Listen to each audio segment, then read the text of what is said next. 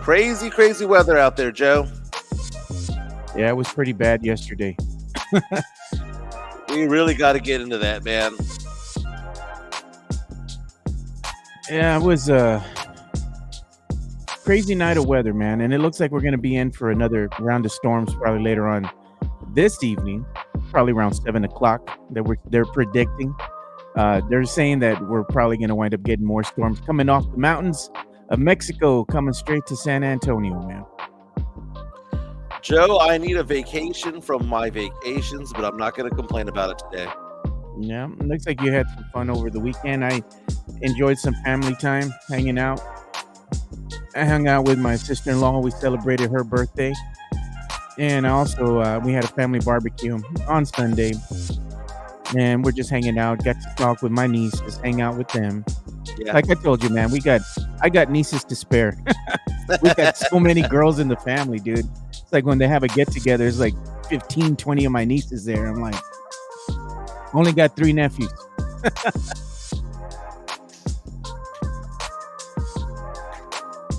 Look at that, Sam Salinas.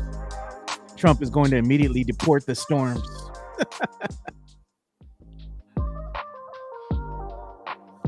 What up, Lerma?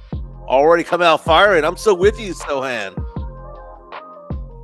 There it is. There's the countdown. Now you can see it. Yeah, it takes a little bit of time. I don't know why it's delayed.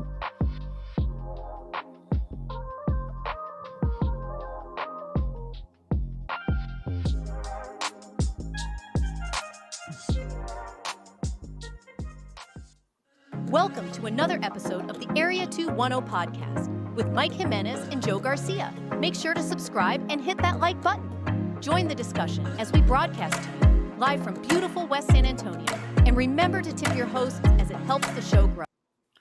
What's up, San Antonio? What's going on, South Texas? This is the Area 210 podcast. My name is Mike Jimenez, joined by Joe Garcia on a wet, kind of dry Tuesday morning. Hope everyone's having a good day today. Last night was crazy when it came to the storms. Right now I'm in Conroe, Texas. Joe is in San Antonio. You got hit with the storms first, Joe. How bad did it get at your house? It got pretty bad, man. There was quite a lightning show on display. So I think it was around 8 o'clock hour, somewhere around there.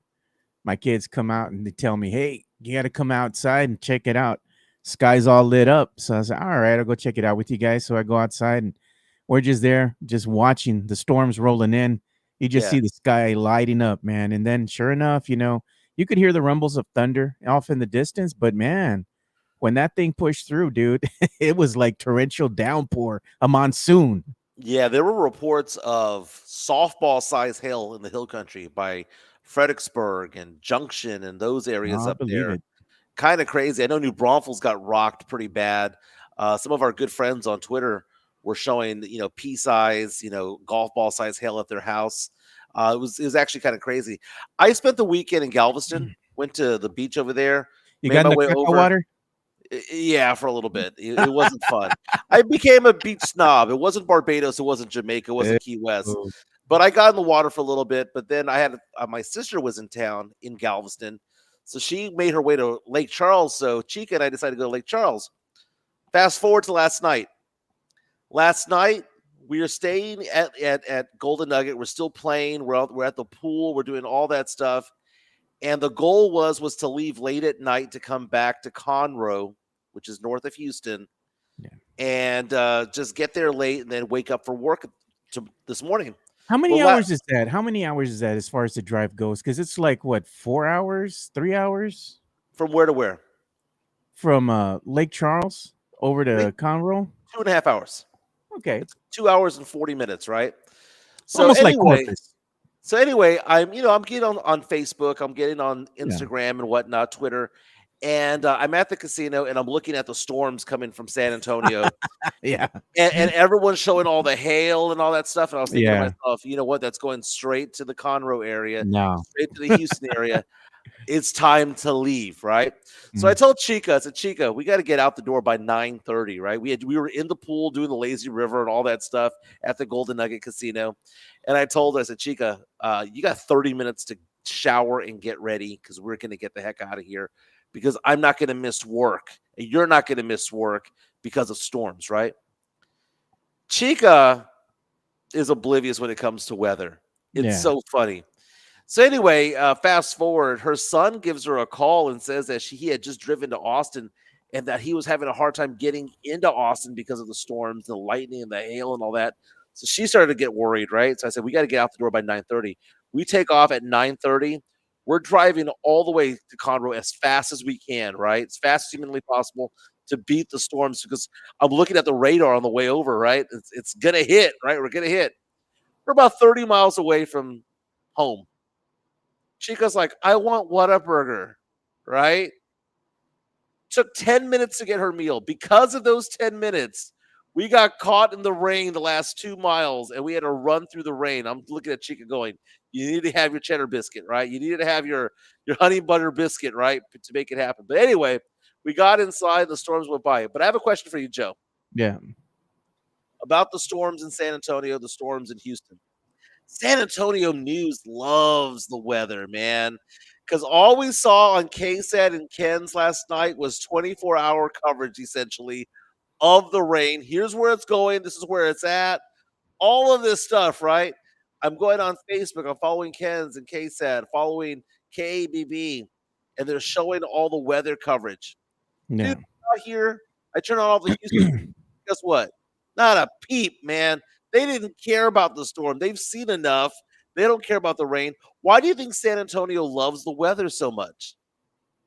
I don't know, man. It's been like that for quite some time. I think it's because the weather can get very volatile around here.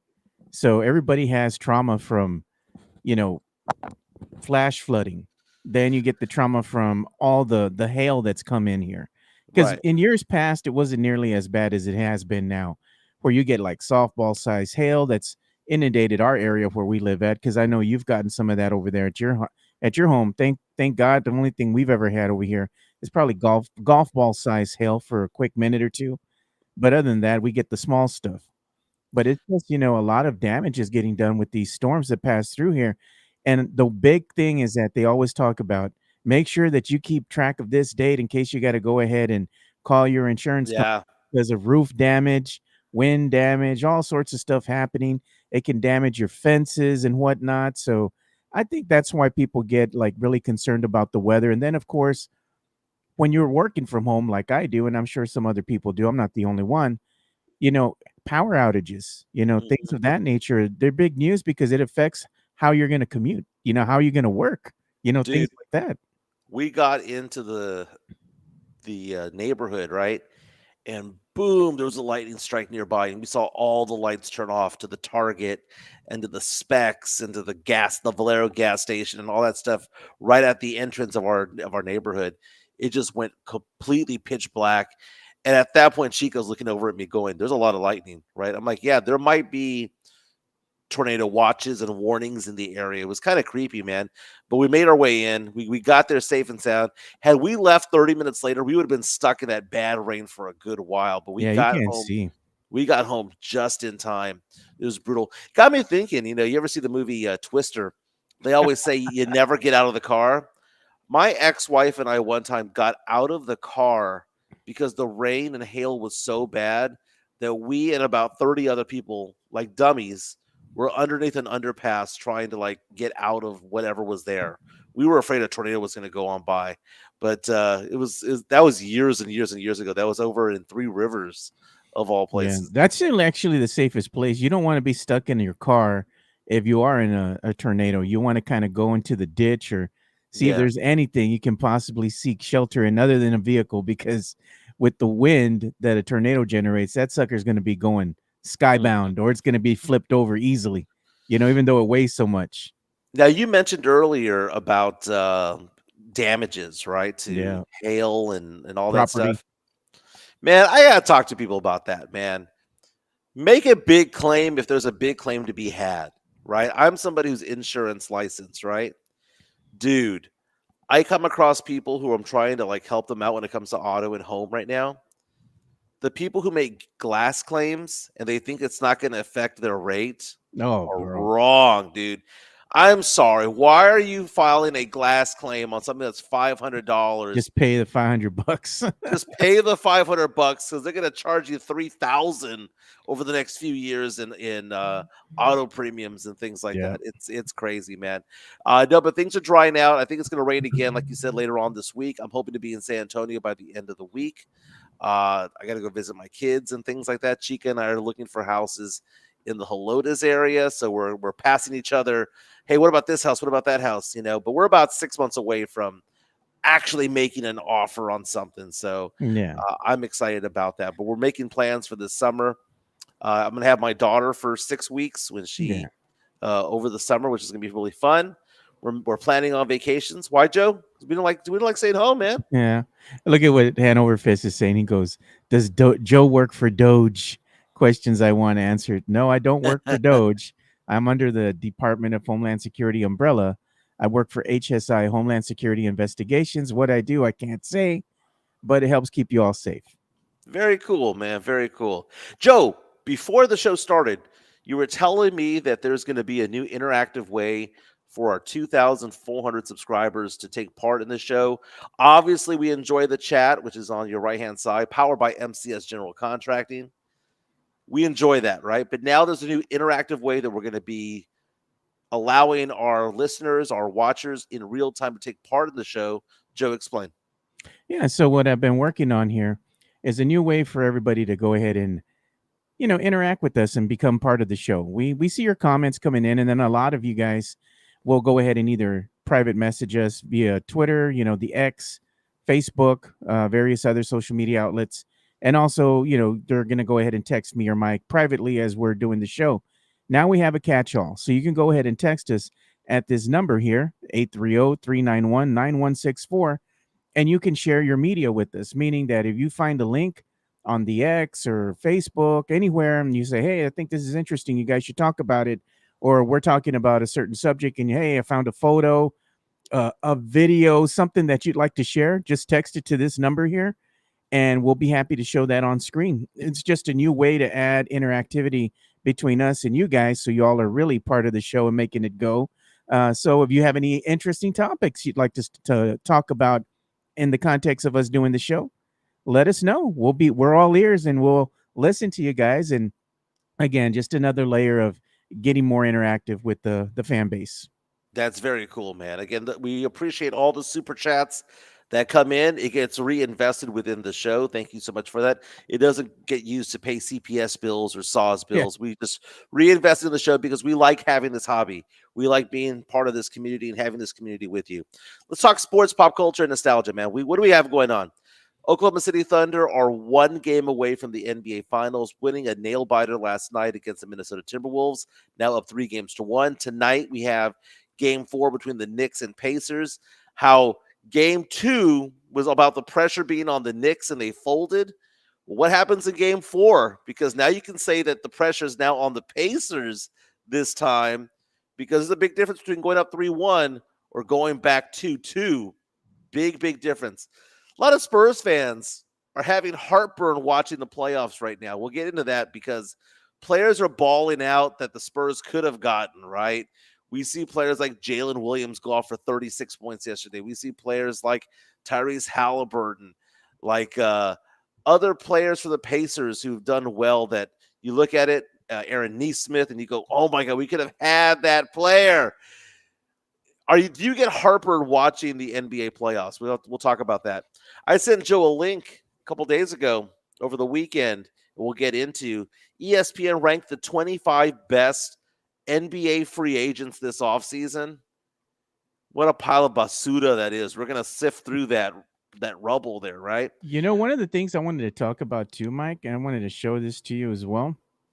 Yesterday was the anniversary of the infamous Memorial Day Miracle with Sean Elliott, doing the infamous shot, tippy-toeing out there by the three-point line. Biggest shot in Spurs history. Well, that's the thing. Which is the biggest shot in Spurs history? Because you have the little general hitting that corner jump shot that won San Antonio its first NBA championship. You have the infamous Memorial Day Miracle with Sean Elliott, which propelled the team to go to the NBA Finals for the first time in franchise history.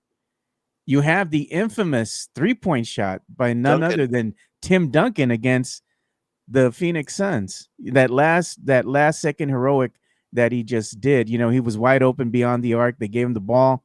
Rest was history. He sunk it down, and he had the infamous, we finally saw some emotion out of Tim Duncan. Other shots that were big as well, the Robert Horry shot, against the Detroit Pistons, that made the team win another chip, and it propelled them to Game 7, So it's like you have all these other shots too that were just as impressive. What's another one you can think of, Mike, beyond just those? I can think of some negative ones. I mean, we've had some that come against us. It was the Ray Allen 3 against us. It was Charles Barkley. He turned the lights off at the Hemisphere Arena. But as far as positive ones, the ones that came to mind was Robert Horry's as well, man. The one you're mentioning back in 2005, that was a big shot as well. I think most recently, Wemby's 3-pointer to get him to 50 points, his first 50-point game. That's pretty big. But the greatest shot in Spurs history will forever be the Memorial Day Miracle. And that happened 26 years ago, yesterday, in 1999. And it's big for a variety of different reasons. It is the shot that propelled us, and we became the team of destiny. We talked about that when it comes to the Indiana Pacers, right? They feel like the team of destiny because things are going their way. When their backs are against the wall, they're down 7, down 8, down 9 points with less than a minute to go. No problem. They'll come back and win that game. Team of destiny type of stuff. The Spurs had never been a team of destiny back in May of 1999. They did not have one chip in their bag, right? Not one NBA championship. And it was an NBA shortened season, the lockout. Yeah.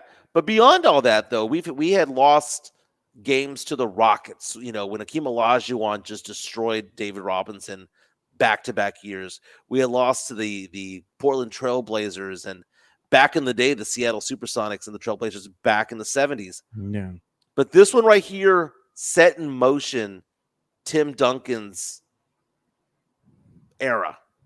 It set in motion Tim Duncan's fantastic career of 5 championships, done 85-83, 12 seconds to go at the Alamo Dome. Shall we watch it?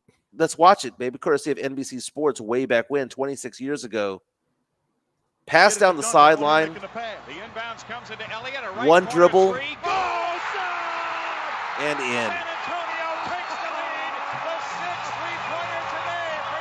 What a beautiful court that was, man. That's one of my favorite courts. Yeah, to think that you win 86-85 or something to that effect, I mean, that was bad basketball, man. When the games were 80-something to 80-something, it was bad basketball. It was just defense, man. Nobody was making shots. Right. The best play of this was Sean Elliott for the dribble and taking the 3 and making it. The second best play was the trail official and the lead official not calling Sean Elliott out. He was tiptoeing. Because you could have called him out of bounds because it's human error. He was in bounds, right? You look at the replay, he most definitely was in bounds because he caught it on his tippy toes. He pivoted on his tippy toes, shot on his tippy toes.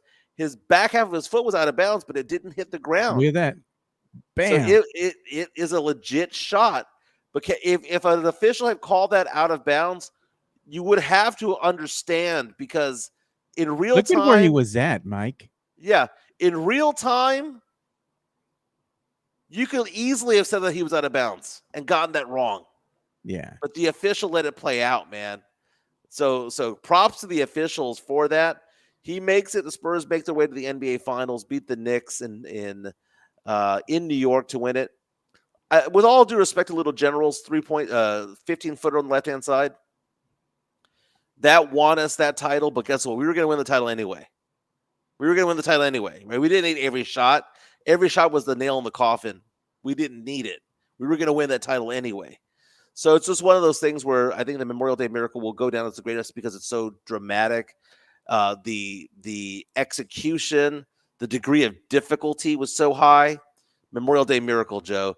Then Robert Horry, by the way, when he was just knocking down 3 after 3 and that dunk that he had against the Pistons in the fourth quarter, also up there for me as a Spurs fan. Yeah, we have our first pick already coming through here from the media share. It's funny, dude. I'm going to show it on screen.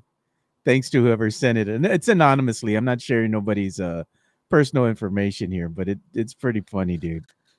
Somebody put, "Good morning" from Tom Cruise. The Marbach. You know what's sad? He rocks it pretty hard, man. He rocks it pretty hard. Look at the tattoo on his neck, 210. Over at River Center Mall, of all places. He goes over there. Dude. So we'll get into that. Alex M reaches out to us and says, seeing Chet Holmgren win a ring might light some fire under Wemby. You know he hates that guy.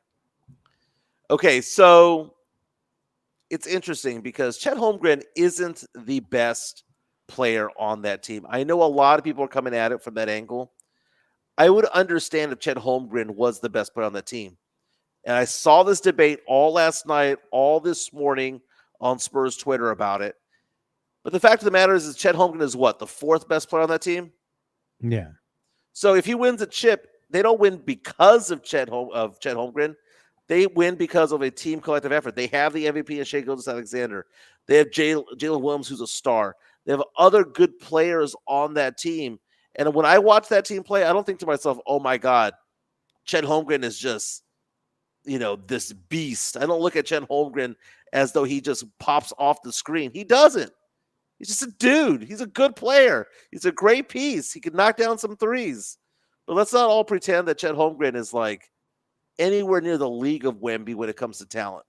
He's in a better position than Wemby because, Wemby came to a team that was decimated and didn't have any good players. Chet Holmgren last night with 21 points on 9 of 14 shooting had a big game. Don't get me wrong. Big game. 7 rebounds. Big game. But they're going to the NBA Finals not because of Chet Holmgren. They're going because of Shai Gilgeous-Alexander. They're going because of Jalen Williams. Jalen Williams with 34 points last night. Shai Gilgeous-Alexander with 40 points, 10 assists, 9 rebounds, just 1 assist away from a 40-point triple-double. That's why he's the MVP. Gets a lot of calls, but that's why he's the MVP, Joe. But people are looking at this, and they see that Jalen Williams, Joe. I am saying this right now, and I'm not going to throw people under the bus, but there's local people who are in the media who will never say it, never come against Jeremy Sohan because they don't want the backlash that I get, Joe. Oh, I've heard the chatter before. I've heard several people in the media, not 1, not 2, not 3. It's kind of like the Arneson River Theater, the championship with Pop, not 1, not 2, not 3, not 4, but 5. I'm hearing from that many people of local media who are like, you know what? Maybe that Jeremy Sohan's a bust. You know what's funny? We could have gotten Halliburton. We could have gotten Aaron Naismith. And then we look at players like Jalen Williams, could have gotten him too. Yeah, I can co-sign with that because there's been conversations that we have had with members of the media.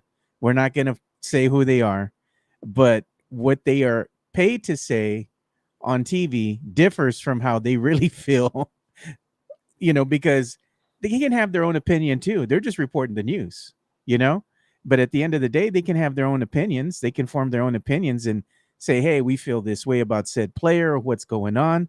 And those are private conversations that we've had, and it's funny listening to, hey, I just saw this guy reporting on the sports and look at what he's saying. He's thinking the same thing we are, so it's funny. Oh my God, dude. It is brutal, man, because Jalen Williams is such a good player. He became an all-star as well. He's a stud player, and we could have gotten him. He fell all the way to the second round. We had 3 first-rounders that year, and we didn't get him.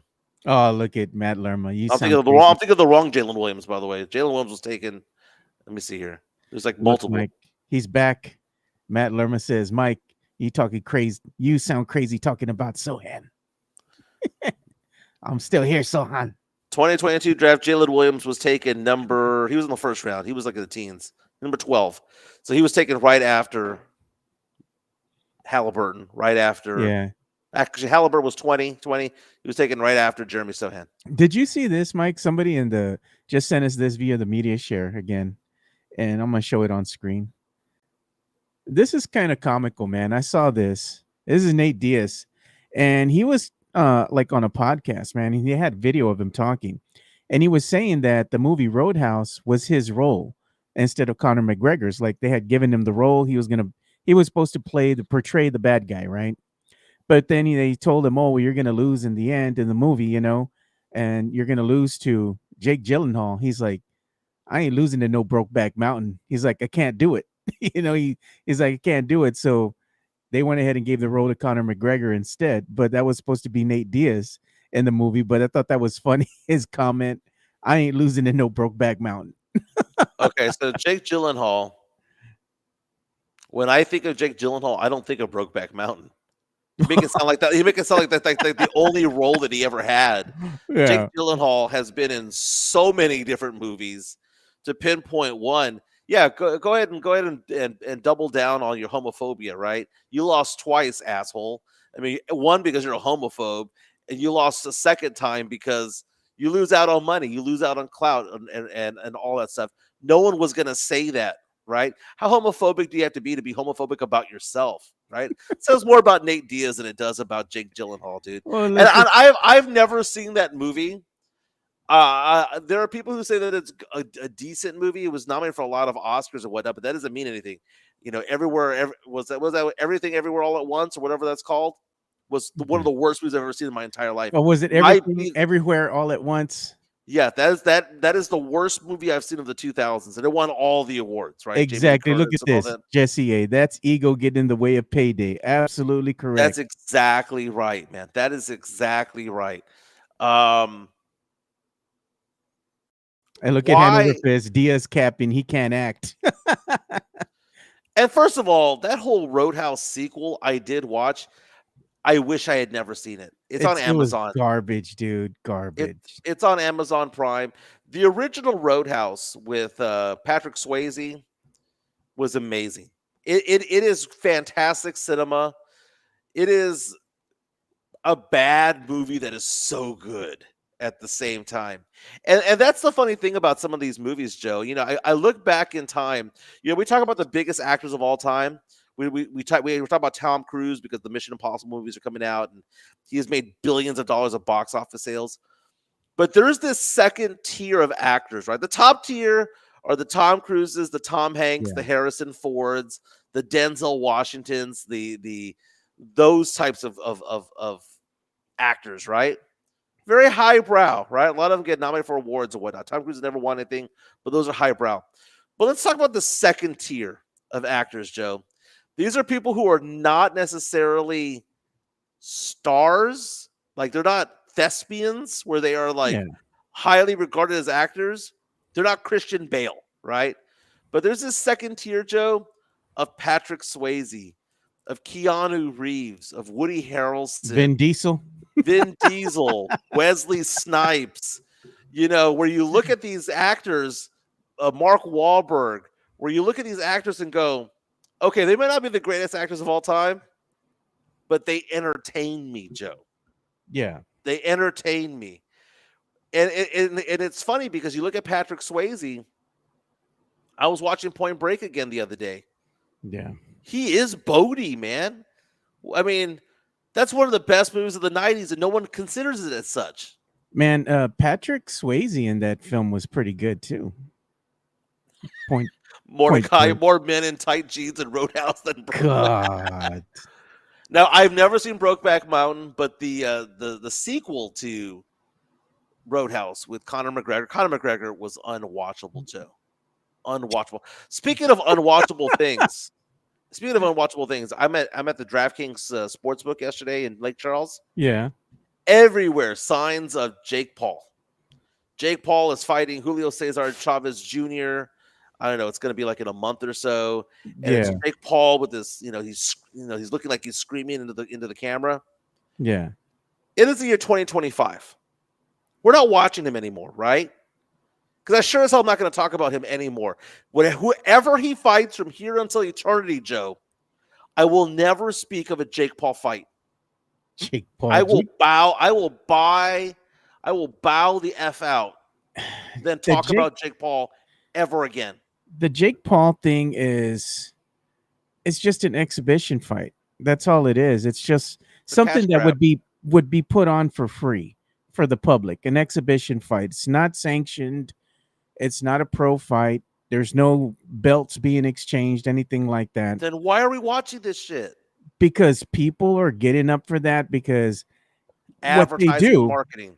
what they do is that they have a deal in place with Netflix and whatnot. So what happens is that they put together some legitimate fights right on the undercard. And some of those fights are pretty good. And people are going to get up to watch that. And they're going to charge because, hey, the star of the show is going to be Paul versus who a has-been, that he's going to wind up being able to dispatch easily. But you're looking at the undercard fights, and those are a lot better than the main event. People just watch the main event, and they're paying for it because they want to see Paul get knocked the hell out, but that never happens. Because he won't fight anybody who has the capability of knocking him out. He's always fighting somebody who's either, 60 years old in Mike Tyson, who's somebody who's 50 pounds lighter, 4 inches shorter. He doesn't fight a fair fight. So what's the point? What's the point? And I'm looking at that advertisement there. It's going to be on Days In or whatever they call it, right? Yeah. I'm thinking to myself, who cares? Like, if people get amped up for this, then there's a problem for you as a sports fan. Like, how do you get amped up for a Jake Paul fight anymore? Early on, okay, the curiosity factor of the whole Mike Tyson thing, I told everybody Mike Tyson was going to get his ass handed to him. Why? Because he is 60 years old or nearing 6 years old. That's the fact of the matter. And I'm just looking at it going, he brought out a name, Julio Cesar Chavez Jr., right? Yeah. Just to bring out a name. It's so contrived. It is one step above mainstream wrestling, Joe. Yeah. And it sucks. I'm thinking to myself, who's going to watch this? Who's going to bet on this? Why would anybody do that anymore? I reached that point with Floyd Mayweather Jr. Doesn't he have Floyd to thank for the exhibition fight, the pay-per-view stuff? He's the one that started it. Well, just to the point of Floyd Mayweather Jr., the last 8 fights I didn't watch. Why? He was just going to be doing this the entire time and not running around the ring. Run around the ring. It was bad boxing. It's the same thing that happens with Canelo. Science. No, it wasn't. Yeah, Canelo's gotten to be kind of. It's the same thing. Kind of boring. Yeah. And that's why Terrence Crawford, who he's fighting next later on this year. Terrence Crawford is a very entertaining boxer. He's someone who will beat the living crap out of you, and it's fun and entertaining to watch. But he's going to go off and fight Canelo. Canelo is 2 sizes bigger than him. Yeah, has to go up in 2 weight classes. Crawford does. Right. Yeah. So what? Canelo's advantage. And you know what ends up happening? So he has to gain the weight, right? Canelo has to lose it, and then he'll balloon back up to what he is because he's going to dehydrate himself. Yeah, that's all. The last 2 weeks or so, and then he's going to get back to his weight. So really, it's about a 40-pound weight difference. In actuality, is what it's going to be. And one's going to be bloated, and one's going to be just rehydrating. Boxing, man, dude. And then when you see Ryan Garcia, lose like crazy. Yeah, it's getting to be where there needs to be a new star, because Crawford and Canelo, fine. God, would it have been great 5 years ago?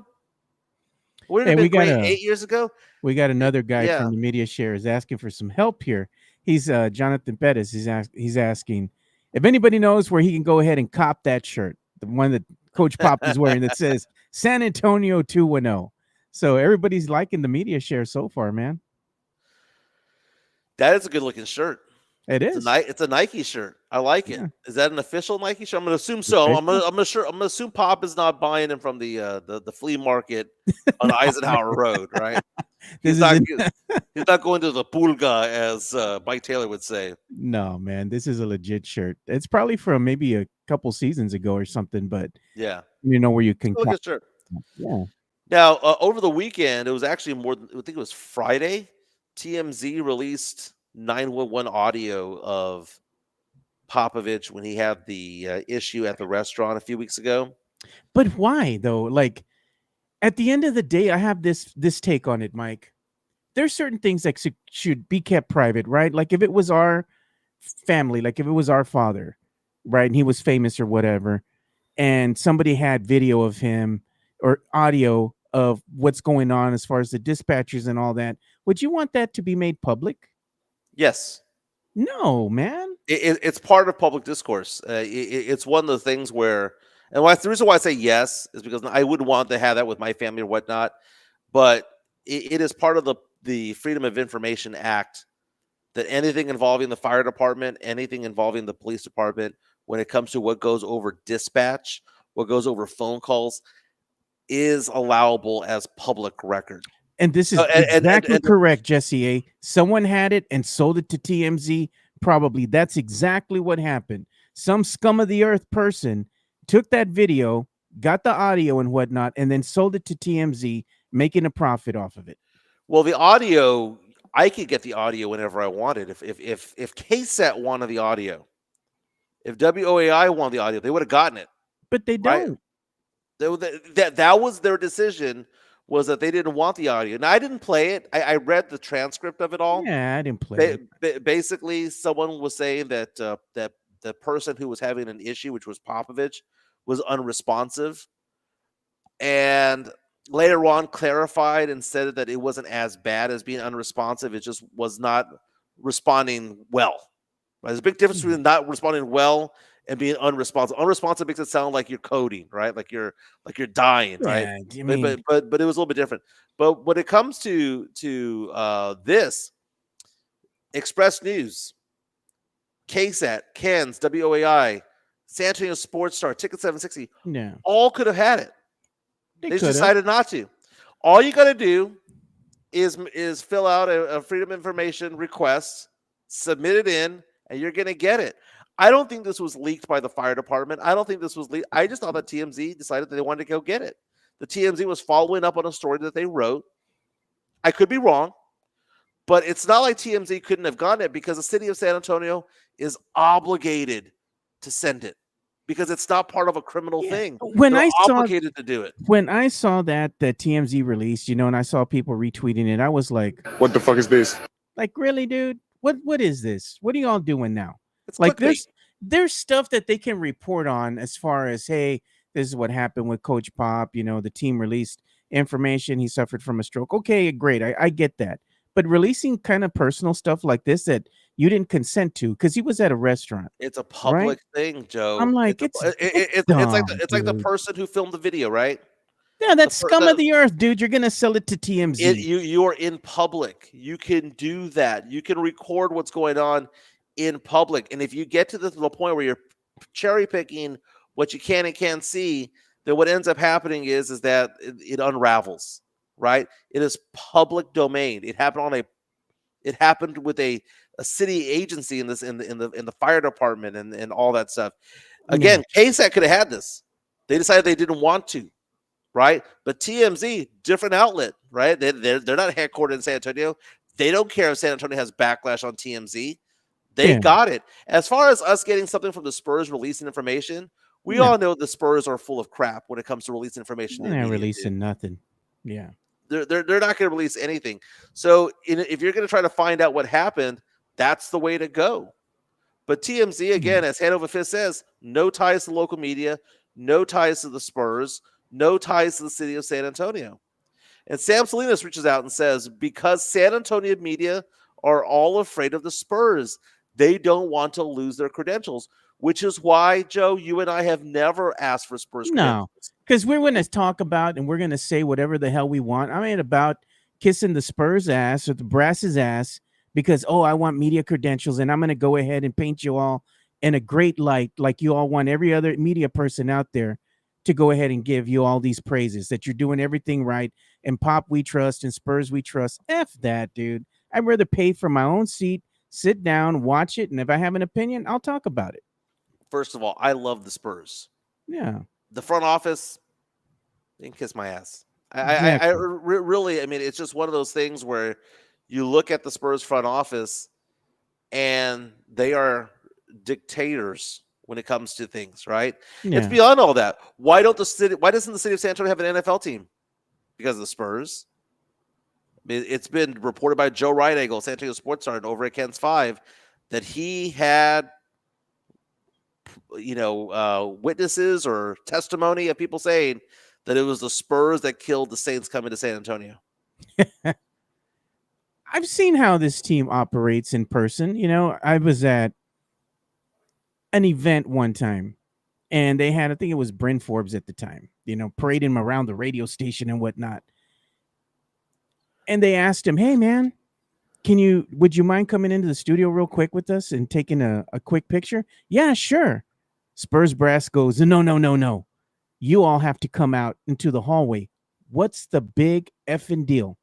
If he came into a radio studio, and took a picture versus coming out into a hallway and taking a picture, it's the same damn thing. Mm-hmm. It makes no sense, but the Spurs brass want to control everything. They want to be in control of everything. It's just asinine. Well, they do, and it falls in line with Pop. That is Pop's background. He was very much a militaristic type of guy. They run it a certain way. That's just what they are, right?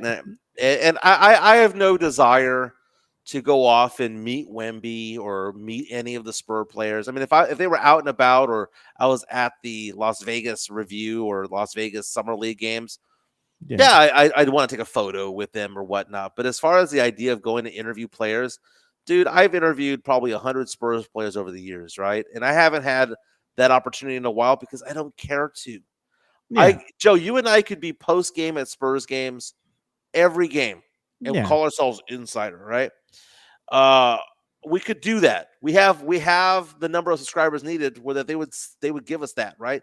We see other podcasters locally who go to games and they go do the post-game interviews, and some of them do a really good job. Yeah. But at the end of the day, guess what those players are going to say? Nothing. No. They're not going to ask them nothing. questions. You can't ask them real questions. The only thing that they'll answer that is legit, that is, coming from their mind, their hearts, has nothing to do with sports. No. Or with the Spurs. You can talk to them all day all day about movies and music, and you can talk to them about video games and anything that is not on the basketball court. They'll be more than open with you right? Yeah. You and I could have a conversation with Keldon Johnson. Remember Keldon Johnson going off about his love for Mariah Carey back in the day? Yeah. You can get that type of story out of them, but if you try to get something about who they are, the functionality, who's within the team, Pop, or whatever the case would be, you're not going to get a damn I would thing. ask Devin Vassell straight out if I had media credentials. Can you give me an explanation as to why you're so inconsistent? This has been your MO since you've been here. Well, it's like that. Went and paid you a lot of money for you to be inconsistent when it really matters.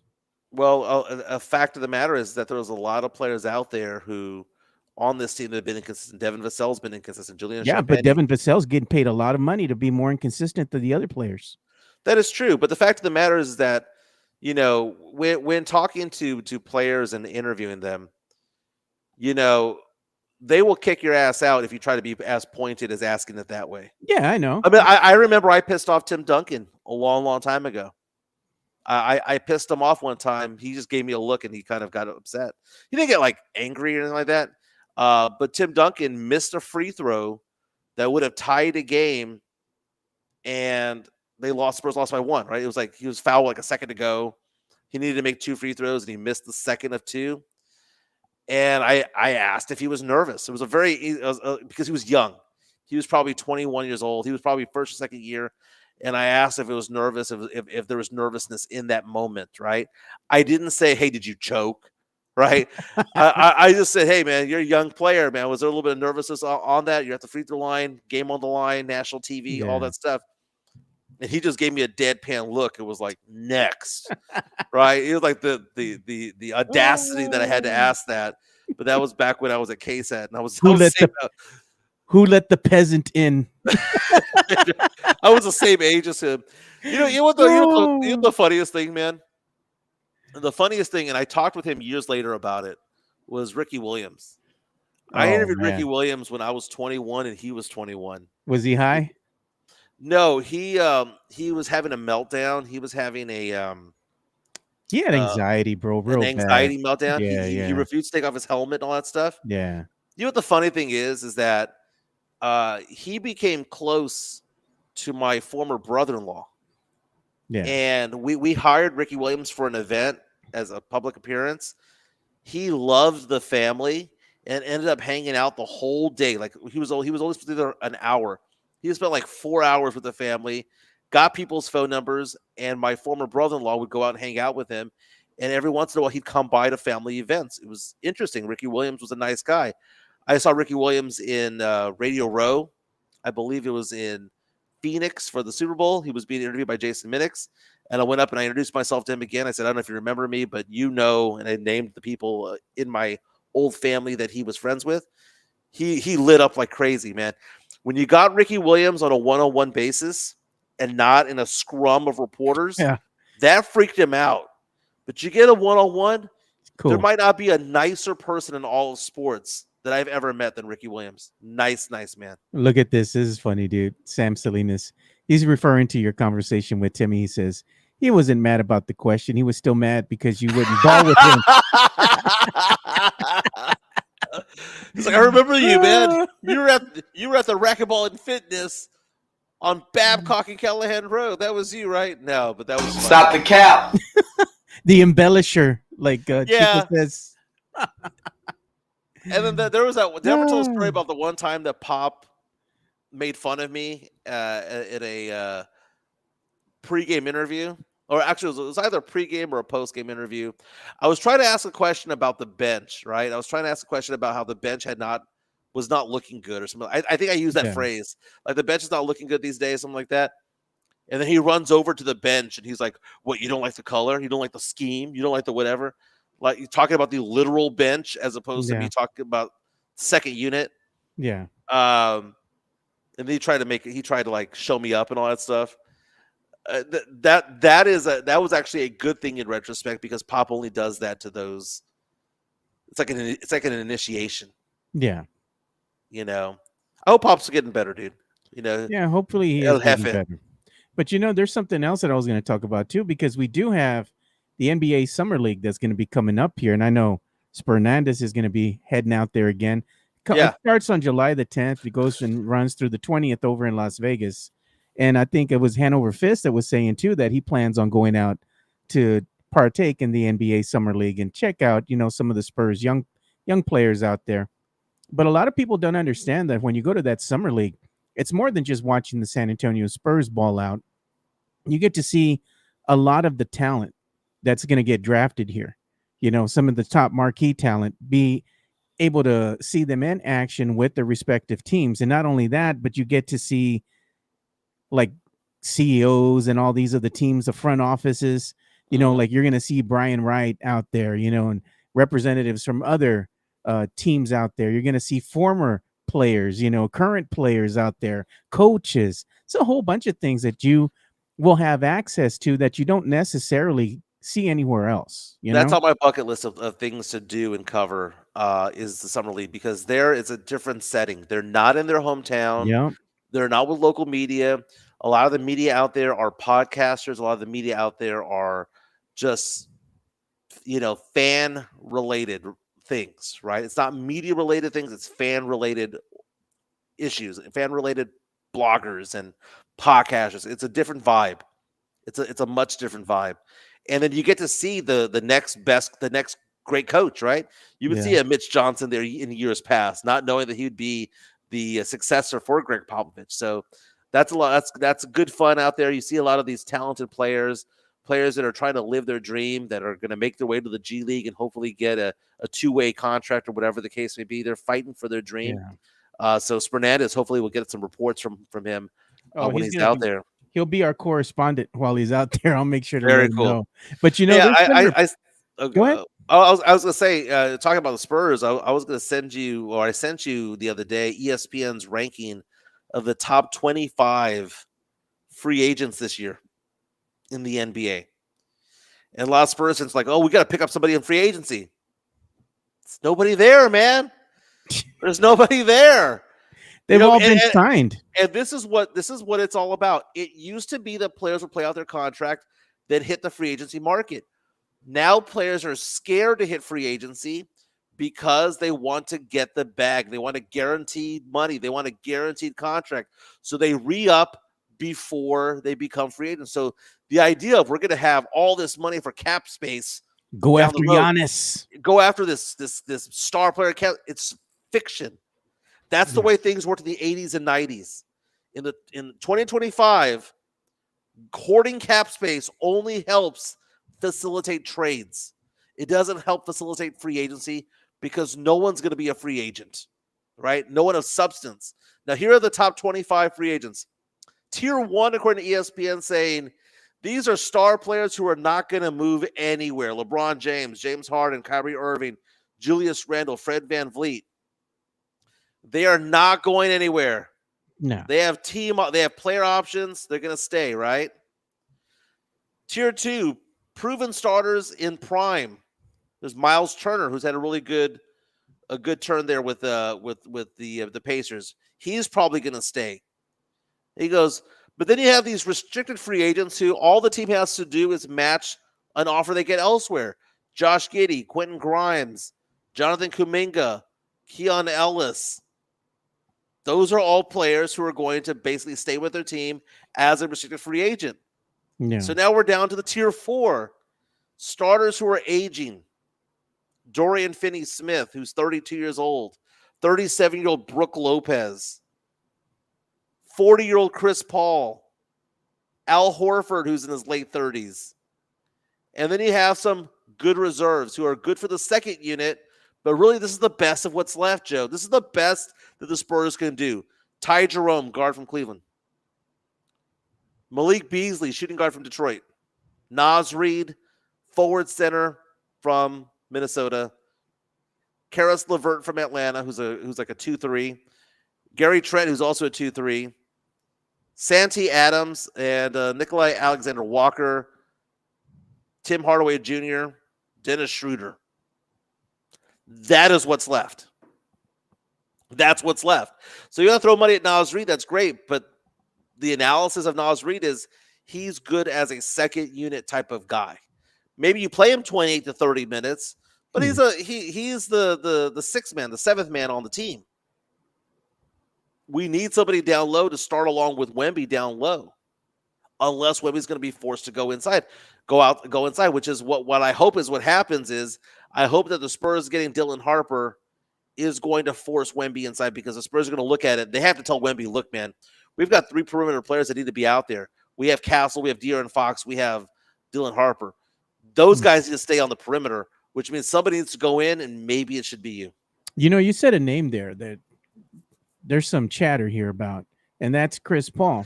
Sam Amico from Amico Hoops heard this through the Steinline podcast over there, and they're saying that Chris Paul is not expected to return with the San Antonio Spurs, and I think that's something that everybody kind of knew, you know, but seeing that he's going to be 40 years of age already, where can he actually go at this point? I think he should just go ahead and retire, but if he wants to play one more year and he plays with another team, he's going to have to get comfortable coming off the bench, man, because that's true. We don't have it no more, man. Does he want to win a NBA Finals, have that one chip in his career? Because he doesn't have one. They call him Point God. He's one of the best point guards of all time. Does not have an NBA championship. He's not going to win with the Spurs this year. He's not going to even play with the Spurs this year as far as even if he wanted to come back, there's no room for him. Him playing backup his final year, he would need to still at least get starter minutes for him to do it. And people are saying the Mavericks would be a good option, especially with Kyrie Irving out. That's a legitimate place right there because you have a young guy, Cooper Flagg, with Anthony Davis, and you've got some veteran presence over there. Dallas might not be that bad of a place to go. You could look at backing up a player, maybe being a backup in Denver. Eric Cisneros says, what about the Lakers? No, because the Lakers already have a point guard. His name is LeBron James. They already have a point guard. His name is Luka Doncic. Look at Hooper Flash says he wants a farewell tour. That's why he'd come back. Farewell tours are for champions. He never won anything. I remember back in the day, Joe, the farewell tour of Kareem Abdul-Jabbar, where he'd go to all the different stadiums, and everyone would give him like a token of appreciation. I remember as the city of San Antonio and the Spurs organization gave Kareem, if I'm not mistaken, like a rocking chair, not like a fold out chair. Yeah. Like a lazy boy, not a rocking chair, like a lazy boy type of thing. That was pretty funny. They gave him boots and a hat, all that stuff. Everybody giving him trinkets. Mm-hmm. Let's talk more about the NBA playoffs in a second. We also got to get into Caitlin Clark. Which one do you want to do first, Joe? We're going to give some love to MCS General Contracting, but we got to get into Caitlin Clark as well because people are calling me a hater, Joe. They're calling me a hater. All right, let's give them some love. MCS General Contracting, more than 30 years of combined experience in concrete placement. They are the best in the business, honest pricing, high quality work. They get going on house foundations, driveways, concrete patio decks. If you want to extend the deck, extend the driveway. If you're a business and you need to put together a slab, a parking lot, or other concrete placement services or sidewalks, reach out to MCS General Contracting at 210-774-9155. They're confident in their skills, so give Chris Leha over at MCS General Contracting a call at 210-774-9155. And thank you for being a sponsor of this show. All right, MCS has that diamond hard concrete. We have the number for you.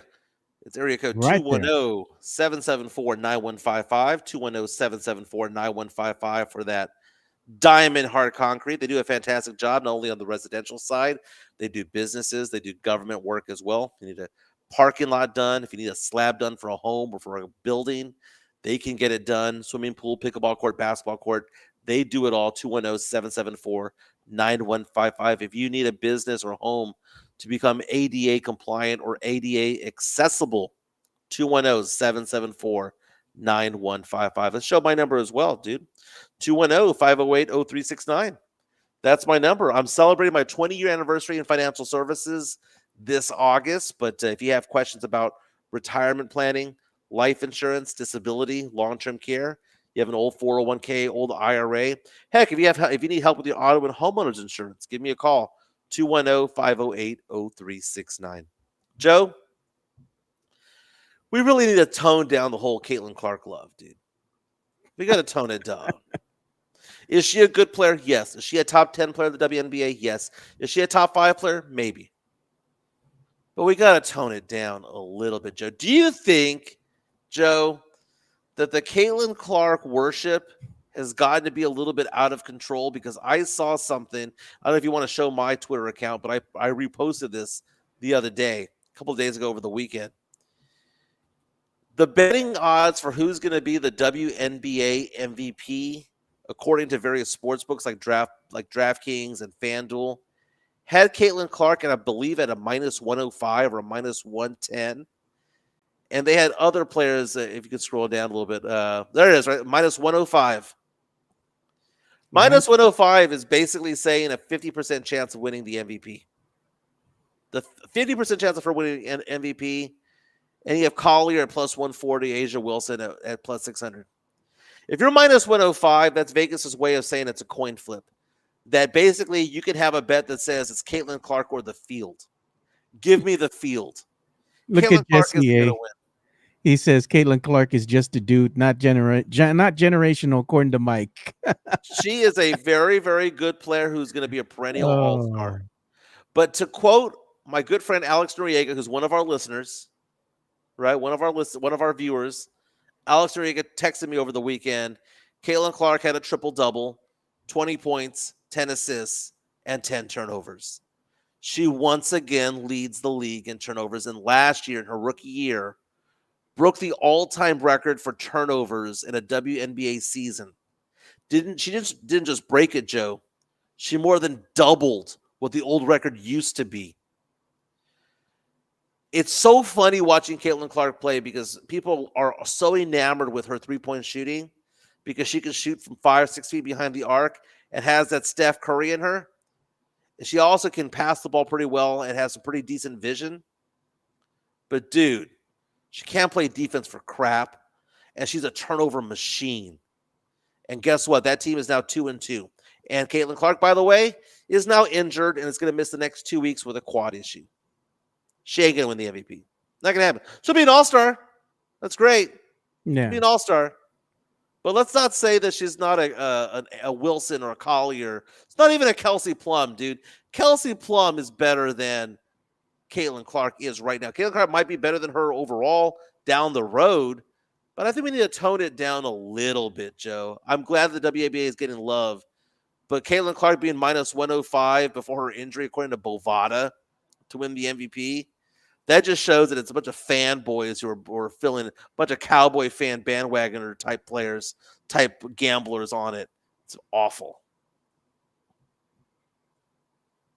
And Caitlin Clark gets a lot of hate from her peers as well because, let's face it, man, she's just more popular than they are.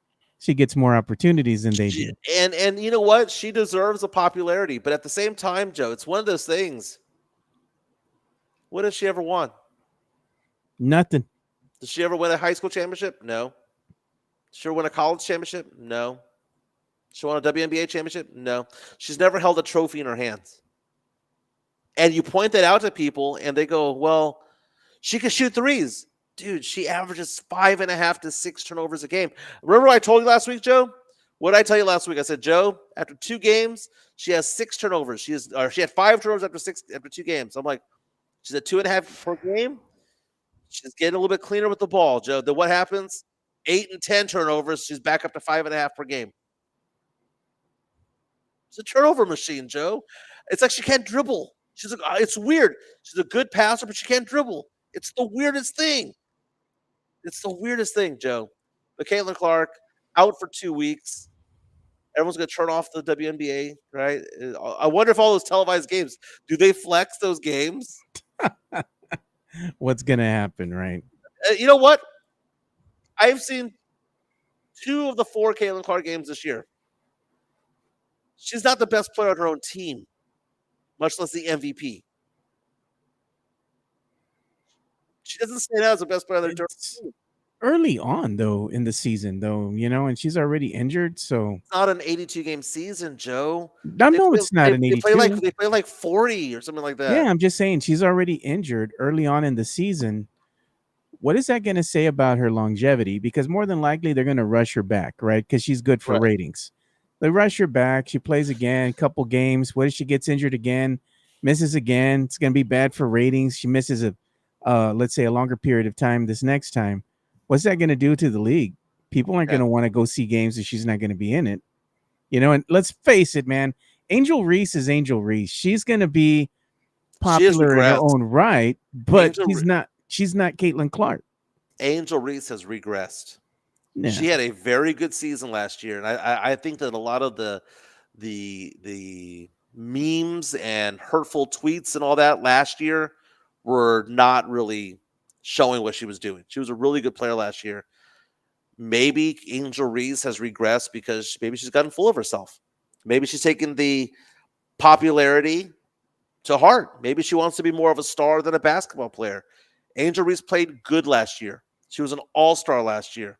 This year, she's been sucking ass. Call it what it is. She has regressed so far. She misses a lot of shots too. She does. She's not a shooter though. No. But the shots that she does miss, sometimes they're point blank in the paint, right under the rim. She's a very, very good defender. So it's one of those things where try to Ferris too, Mike. She's Jeremy Sohan.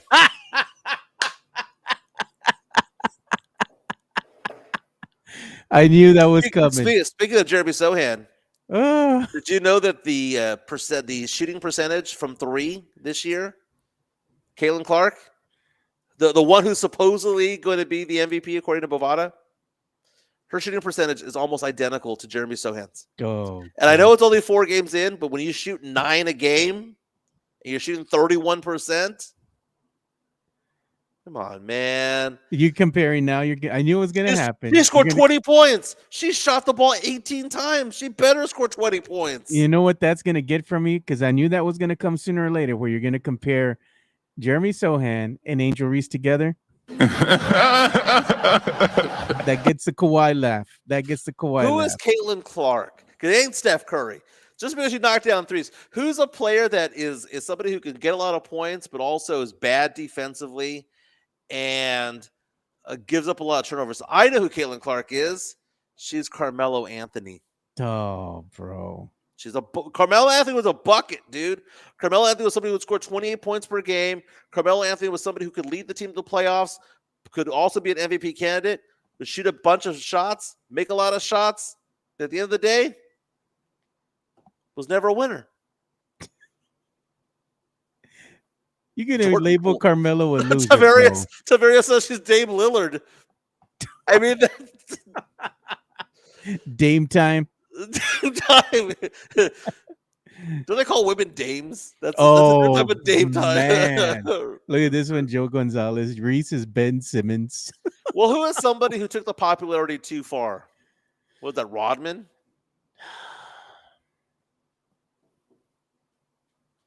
Who's another one that was popular but probably not very good? Popular but not very good. Well, she's an all-star, so that's where we need to start when it comes to it all, man. Because we can't just say that she's Dwayne Shinsis, right? We have to say that she's somebody pretty decent. But it's just one of those things where 2 point guards come to mind where they were pretty good, but they weren't like they're not in the Hall of Fame per se, or the Hall of Very Good maybe. We're trying to compare Angel Reese, right? Yeah, but I'm saying like but Angel Reese is a power forward. No, but I'm saying like players that were popular but not like elite, like they were popular but not all that great. Stephon Marbury, Damon Stoudemire, for example, players that were known but not really like propelled to stardom. You know what I'm saying? Right. Yeah. She's more popular than that though. Yeah, but it's more the celebrity for Angel Reese at this point. Somebody who was a champion in college. Oh my God, I figured out who she is. She's Christian Laettner. What was the name of that other one? Cherokee that used to play here with the San Cherokee Parks. Cherokee Parks. Oh God. Well, let's look up Angel Reese's stats real fast. I'm looking at him right now. She averages 14 points per game. I'm sorry, mistakenly. She averages 9 points per game, 14 rebounds per game. So I mean, she's getting 14 rebounds per game. I mean, she shoots better from 3 than 2. How is that possible? How is that possible? There ain't nobody out there. She shoots in the low 30s. Okay, how about this, Joe? Weird stat of the day. Angel Reese has a higher 3-point shooting percentage right now than Caitlin Clark. There you go. The more you know. The NBC, more you know. Angel Reese is shooting 33.3% from 3. Caitlin Clark is shooting 31% from 3. Wow, Joe. The things that you learn. The things that you learn. I like Tavares is going with it. Angel Reese is Sohan. Caitlin is Damian Lillard. Isn't it sad that Angel Reese shoots better threes than Keldon Johnson? Keldon Johnson. What about your boy Sohan? Keldon Johnson, Sohan, and Caitlin Clark. Hey, it's just the math. Alamo the Rise, Angel Reese is the Joakim Noah of the WNBA. Remember Joakim Noah with the Bulls, bro? Bulls Come back on. Today. No, I like Christian Laettner. I like the Christian Laettner. Well, Laettner was a 3-point shooter. So I'm going to take that back. Yeah. I don't know, man. She the Ben Wallace of the WNBA? Ben Wallace. Ben Wallace was somebody who led the leagues in rebounds, right? Yeah. She's Ben Wallace. That's funny. God. Let me go ahead and take that off screen there. But that is funny when you draw those comparisons, because I mean it's early on in the season. That's the disparity between the stats and what's happening in reality. Caitlin Clark is going to be injured. She's going to be out for 2 weeks at least? Yeah, with the quad issue. And quad issues, I mean, that affects your shooting, right? Because when you shoot, you feel it in your calves, you feel it in your quads. I mean, that's probably the two big muscle groups when it comes to shooting.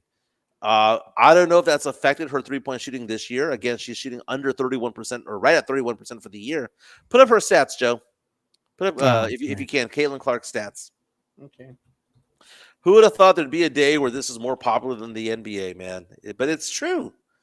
These games have been fire. You look at players like Kelsey Plum and Asia Wilson and Sabrina Ionescu and all these girls going out there and playing some solid ball out there. But And here's this is Caitlin what you Clark's have. stats. So Caitlin Clark's stats, averaging 19 points per game, which I believe is 7th best in the WNBA. Not the tops, that's 7th best. 6 rebounds, 9 assists, right? Shooting 40% from the field, 31% from 3. So when I say, Joe, that Angel Reese, who has fewer shot attempts from 3, is shooting 33%, it is not a lie to say that she's shooting better from 3 than Caitlin Clark, right? Effective field goal shooting, Joe, of 49.2, which is basura. Straight up trash, Joe. That's an awful effective field goal shooting percentage. And you say, well, it's only 4 games. Only 4 games. Well, she shot 51 last year, which I guess with the WNBA is getting close to I. But scroll down, Joe. Scroll down. Let's get to the turnovers, Joe. Get to the turnovers. She is averaging 5.5 turnovers per game. That's probably not on that page, but I looked it up. She's averaging 5.5. Oh, there it is right there. Turnovers per game, the third from the right, 5.6. 5.6 turnovers per game. Brutal. But, again, the season's young. Caitlin Clark out for the next couple weeks. People want to talk about the OKC game. Let me ask you something. Yeah. Mordecai asked about the OKC game. Let me ask you this, Joe. A lot of the chatter that I saw on Twitter overnight were people complaining about how the game ended between Minnesota and Oklahoma City yesterday. Okay, so Oklahoma City was ahead almost the entire game. Oklahoma City in the fourth quarter held on to their lead. Minnesota was getting close. They got it to within 2-3 times. Could never tie the game. Would get close. Oklahoma City would make a layup. Get close. Make a 3. Get close. Whatever the case. SGA would go to the free throw line. They could never get it past. They could never tie the game. Ultimately, Oklahoma City wins 128-126. But let me ask you this, Joe. The way the game ended was Oklahoma City up by 3, and on 2 consecutive possessions to end the game, they purposefully fouled Minnesota so that Minnesota did not shoot a 3 to tie the game. It's like Oklahoma City refused to play defense. Instead, they allowed it to be a game of free throws down the stretch. Because, again, you can't give up 3-pointers if you're fouling them away from the basket and send them to the line on purpose to shoot 2. Of course, you can make one and then try to miss the other one on purpose and get the rebound and whatnot. But Oklahoma City did not allow Minnesota, the opportunity to shoot a 3 to tie the game. And there are a lot of people on social media there today are pissed off about that by saying, on one half, someone's saying, well, that's smart ball. Wouldn't Pop have done that? Yeah. Right? Others are saying, well, that's not the spirit of the game. The spirit of the game should be play defense and let the other team try to tie the game. They want to have that, Joe, where they're saying if a team that's winning does an intentional foul, because we know when they're intentional, that maybe there should be a rule in place that in the last 2 minutes of the game, the team that's leading cannot intentionally foul another team. Do you want that to be a rule, Joe? I don't think it needs to be a rule. It's just good strategy. I mean, that's part of the game as well, having a great coach that's going to formulate a plan to give you the best chance of winning down the stretch, especially in crunch time. You're taking matters into your own hands by fouling said team and making it a free throw shooting contest. I see nothing wrong with that. If you don't like it, that's just part of the game. It's strategy. How is it any different from the Hack-a-Shack from back in the day? While it wasn't sexy by any means and nobody liked it because it would stop the game and it got boring, it was very effective because it forced teams to do what? Take Shaq out of that fourth quarter. Right. Make him a non-factor. But the difference, though, Joe, is that with the Hack-a-Shack, it's being done by teams that are down 5 points. They're trying to catch up. This is a Hack-a-Shack moment, essentially what they're doing. Yeah. But they're winning. They're ahead when they're doing there's nothing wrong with that strategy. You're taking it into your own hands. You're not giving Minnesota the opportunity to go ahead and force a 3, or maybe they get lucky and they just drain a 3. That's great strategy there. Why not? Go ahead. I'm playing devil's advocate, Joe, with Yeah. this because I can see it going both ways. I see what you're saying. It is great strategy, and if I was a head It's coach, I'd be not doing the same thing. it's Pop not would have done the same exciting. thing. It's not exciting. I think that's the thing. It's like it's a punk's way to go ahead and win the game, kind of like just running out the clock. They inbound the ball and you just run away from everybody, and they have to chase you down to try to foul you. Magic Johnson used to catch the ball and roll it down the court. He used to throw it up in the air. It's strategy. To waste the last 2 or 3 seconds. So this is not a all new strategy. thing. I think is that it takes away from it's anticlimactic, right? It's one of those things where it just we want to see are they gonna tie the game? Is there gonna be a great shot, a moment like the Memorial Day Miracle, but for them, right? Instead, it's you can't make 3 points from two free throws. So you know what is disappointing? We're gonna take it away from you. Look at the way okay. Well, I was just gonna say it's bad TV, is what I'm saying.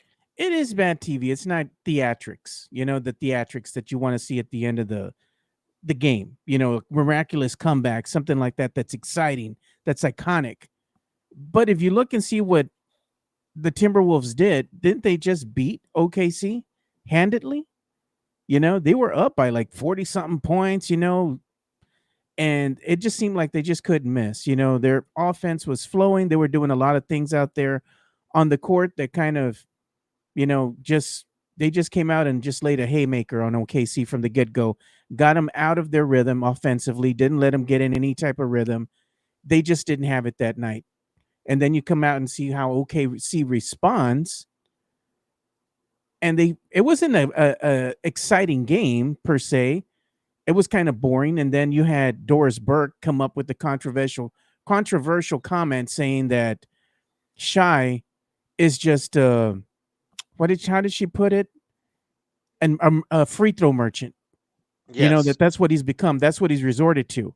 And they were kind of even showing on social media.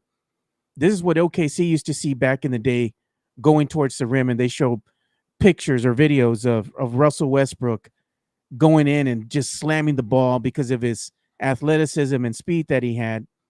And now you look at Shai, and he's just going to the free throw line, going to the free throw line, going to the free throw line. They even asked him about, you know, those comments and everything at the end of the game. He doesn't really care. He's like, well, I get to the free throw line. You know, I'm a foul merchant or whatever. That's right. Yeah, he's going out there and just, you know, shooting free throws. It's part of the game. It's not exciting, but I think what happened with the Timberwolves is they schemed against OKC and they just didn't make enough adjustments when it mattered the most, and you didn't get enough production out of your star players. They kind of all but faded. The starters weren't even keeping Minnesota in. It was all the bench players, the role players that were making it happen. I'm just saying your star players had just faded away. What I found interesting is that, you know, I watched a couple of the quarters from yesterday's game, and I watched the end. When I was watching the games in the second and the third quarter, what I enjoyed watching what Minnesota was doing was they were taking the ball down low.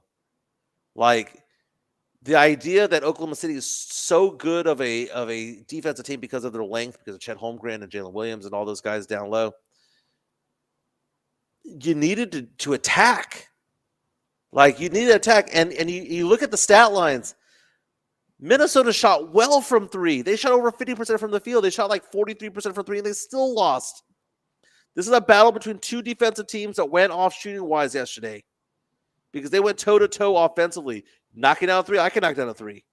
Yeah, Minnesota didn't get any stops. And in any other scenario, Minnesota wins that game against any other team by shooting 43% from three and doing so well yesterday, limiting turnovers and all that stuff. You look at it, Joe, that just shows you the greatness of a team like Oklahoma City, where they can be playing poorly defensively and still win. And they didn't ever have that game get tied up. It just didn't happen. It got down to 2, then it accordioned back out to 5. Got down to 2, accordioned back up to 7. It just it was like a brick wall. Yeah, it's the foul merchant. They got the stops when they needed. The foul merchant. So, let's talk about the foul merchant, right? 40 points, 10 assists, 9 rebounds. Call him the foul merchant if you want. And in high school basketball, Joe, we have the ability to call a technical foul on a flop. And I know that they do that defensively in the NBA, where if you're a defensive player, you're flopped, you can be admonished for that. But it needs to happen for offensive players, man, because offensive players were getting to the point where they were kicking out their legs. Dame Lillard used to do that all the time. You kick out the legs, or you go up instead of a normal shooting motion, you kick out both legs and you try to draw contact that way. And the officials weren't adjusting to that. And then they had to go back to the drawing board and go, how do we officiate that type of game? Yeah. So they changed the rules. Something needs to happen when it comes to trying to bait players into a when you're flopping or faking an offensive type of thing. You've gone to bars, Joe, if you're still there. Oh, but here's the thing. I look at it this way. Doesn't Luka Doncic do this? Luka Doncic was in the finals last year. There I am. What does Luka Doncic do? Luka Doncic does a play where he gets the ball on the wing on the 3-point line, where he gets the defensive player behind him and then does what? Slows down. He slows down for a second. Why does he do that? To keep the defensive player behind him and to also draw contact from behind, right? Because the defensive player is trying to get back in position and they always foul him. And then he puts his – Duncan would always do the same thing. What would Duncan do? He'd catch the ball. He'd lower it, wait for somebody to come down and try to swipe at it, and would do what? Move his arm, get slapped, and then he'd go up and would shoot free throws, right? Duncan was a foul merchant himself. Manu was as well. It's just we don't like seeing it. It's bad TV, but it's great TV when the Spurs do it, right? Yeah. But Luka Doncic does the same thing. Luka Doncic is trying to – he goes into plays. He doesn't just get fouls. He tries to draw fouls. I think that's the problem with a lot of basketball fans right now. They're looking at SGA going, he's not trying to get his shot. He's trying to get fouled. That's like going to the batter's box hoping to get a walk. Hey, you know what I was going to say too, Mike? The show's going to be coming to an end here too.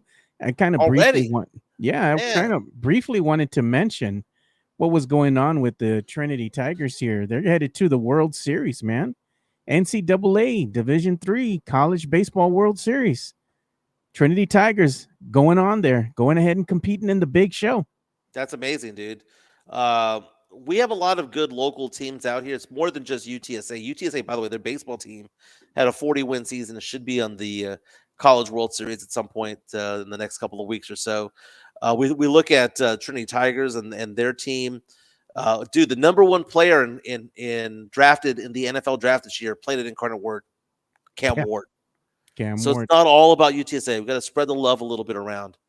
And we also had something else that was kind of important here that I kind of wanted to mention. Big business happening here this morning with the city council. This being reported by Spectrum News too.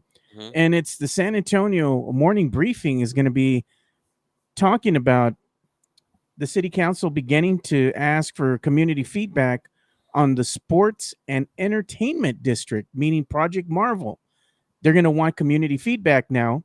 They're going to open it up to us, and anybody can go and talk and voice their concerns, ask questions and whatnot in regards to what is Project Marvel, and the questions are, how is it getting paid for? What is the actual plan? What's going to happen? Because it seems like a lot of this planning that's going into Project Marvel isn't really being shared too much with the community. There's still a lot of things that people don't know, and they're wanting to go ahead and get feedback from the community themselves. So it's your time to go ahead and ask questions and voice your concerns about this said project. I can already hear what's going to end up happening. We already know what's going to happen, right? You're going to have the East Siders come out and come out, get all mad. This was supposed to happen on the East Side. There was never development over there. Keep the AT&T Center or the Frostbank Center. And it's like, I'm sorry, but no one wants to build on the East Side. It just is what it is, man. Look at the Frost Center right now. What's around there? Absolutely nothing. You cannot force business to go where business does not want to go. And plus, there was no space there, Joe. I mean, it's funny because this whole idea that it was going to go to the East Side and there was going to be this revitalization of the East Side. What were they going to move? The Freeman Coliseum? No, they weren't going to move that. Were they going to move the railroad tracks? No. No. Were they going to move Willow Springs Golf Course? No. Were they going to move the big red Coca-Cola bottling plant across the street? No. Where exactly were they going to build? It was a bad decision, bad area. Should have been built somewhere else. You know what would have been the perfect spot for it?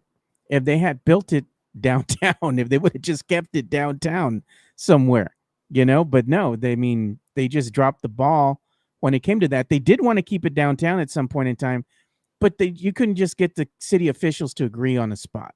Well, here's the thing. The Spurs wanted it to be over there on the east side. That's the thing, is that they wanted it to be there. No. For The one Spurs reason or wanted another. a new arena, and that's all they were going to get, and they settled for it. The fact of the matter is that you look at the Frost Bank Center. It's not going to go away. It's just going to be used for other things. The Alamo Dome, as ugly and hideous as that place is, guess what? Is profitable. It's paid off. It's paid off. You know what it's like? It's like a paid off Toyota Corolla.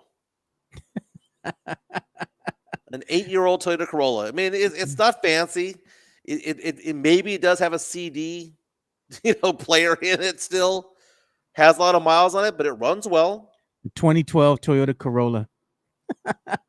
Doesn't have a backup camera, CD player, but it still works. Got cold AC. Yeah. The Alamo Dome is fine, dude. Went to go see Post Malone perform there with Jelly Roll a couple weeks ago. Does a fantastic job. There was no issues with that stadium.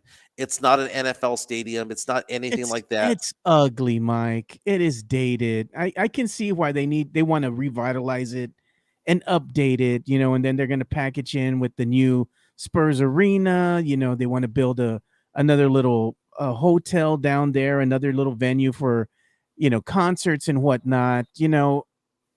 I get the whole thing as far as how they want to go ahead and build this. At the end of the day, I'm not truly sold on Project Marvel, and I don't think the community is going to be sold on it at the end of the day. A lot of the renderings and the things that they want to happen aren't going to happen.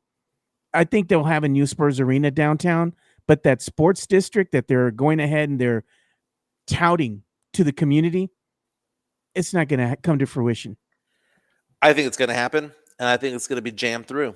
I think the whole thing about community, the community speak out and all that stuff, it's just meaningless platitudes. How are they going to get there? That's the thing, is that they don't have the infrastructure downtown as far as the public transportation that a city of San Antonio should have. No one does public transportation, Joe. If you do public transportation, okay. Our good friend Jeff Garcia from Locked On Spurs, he was from New York City. Well, he's from San Antonio, but he lived in New York City for 20 years. They take the subway. They take the train. Normal and affluent people take public transportation over there in New York, right? My old brother-in-law, who was a doctor over there, when he moved back to Texas, he hadn't driven in 10 years, right? Driven a car in 10 years. Public transportation in San Antonio, no one takes it. No one takes park and ride to Spurs games. Because they only have the bus. But the whole public transport thing in San Antonio, remember earlier we started the show by saying that San Antonians love weather? San Antonians hate public transit. San Antonians will never ride a Via bus. You know what they would have ridden to get around downtown? A light rail system. But every time it comes up to a vote, the patrons here, the community, votes against it because they don't want to see progress happen, dude. Light rail's great from San Antonio to Austin, San Antonio to Houston, San Antonio to Dallas. That's great. A light rail around the city, no one's going to do it. We're addicted to our trucks. We're addicted to our SUVs. We're addicted to our caddies. We're addicted to all of that stuff. But you know what? They're addicted to all that, and then they complain about the freaking parking and how it's going up in price. Well, you know what? You would have paid less to get around town if you had light rail here. Shame on you. Keep on voting against it, and don't complain when you're paying $100 for parking to go downtown to see a venue. Here's the thing, Joe. Just call it what it is. The Spurs and the city of San Antonio do not care about three sides of town. They don't care about the East. They don't care about the South. They don't care about the West. Why? There ain't no money there. So they're going to get this public record, and they're going to go, oh, well, we'll take that into consideration. Thank you so much. They're just checking mark a box of things that they need to do before they jam this through. Yeah. Okay. And I'm glad they're going to jam it through because you know what? It takes money to make money, Joe. What is Takes it money that to make money. what's that scene? Scared money don't make money, you know. They're going to jam it on through. Eastsiders are going to be all crushed because they never built over there. But then again, it's like, well, you know why they didn't build over there? Because no business wants to go over there. You know what the city council says about the gentrification on the east side? I don't give a damn. They don't give a damn. Look at the gentrification near downtown where the Pearl used to be. That used to be just, I mean, all the houses over there, property values shot up, which means tax rates shot up as well. Do you think they care? Do you think the city of San Antonio cares that people who live along Broadway can't keep their houses? No, they don't care. Tax revenue's going up, baby. That's what they care about is tax revenue. You're going to have all this nice sports district and everything, and you're going to have shitty parking, dude. And you're going to be complaining about spending $100 all the way up to $60 to park downtown to go to this sporting district. Speaking of $100 parking, by the way, I spent $60 on the Jelly Roll parking the other day. Yeah. There is a sign for the Indiana Pacers game 4 tonight, 7:00 tip off. I saw that. What do you think about a parking lot charging $20 for Pacers fans and $100 for Knicks fans? Is what it is. It is what it is.